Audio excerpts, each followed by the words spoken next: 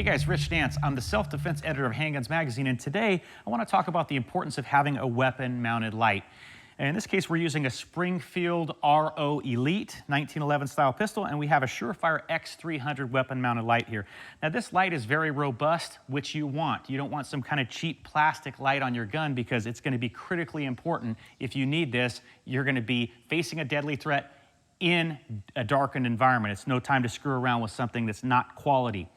Some things to look for in a light. You want a constant on feature, that's great, but you also want a momentary feature. What I'm doing here is constant on is straight down, and momentary is just pressing straight in. It's important to be able to precisely control the duration of illumination, because if you walk through a darkened structure with the light on, you're an easy target. So you want to be a little more stealthful than that. So what we'll do is we have a couple targets set up in there. We can walk through this, and I'll kind of point out to you as we go the importance of having a weapon-mounted light. I will mention this. Every time that you're pointing the light at something, you're also pointing your pistol at that something. So you have to be very mindful that your trigger finger is indexed properly. It's also beneficial to have a handheld light because that gives you the option of searching without pointing your muzzle.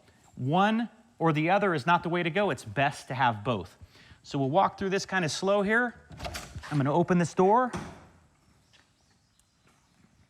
And see, with my light, I'm able to tell that those people do not pose a threat. Maybe there's been gunfire and they're scared, they're hunkered down low. I want my light off. I don't want to be searching, again, with my light constantly on because I'm an easy target.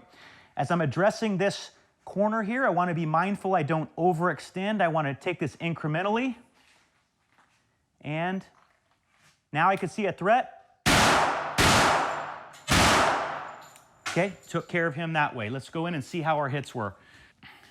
All right, I think that would probably get the job done. So I have 2 rounds there to the body and 1 headshot. Can you imagine trying to make those shots like that in darkness? It's going to be difficult. Also in darkness, how do you even know that he's armed?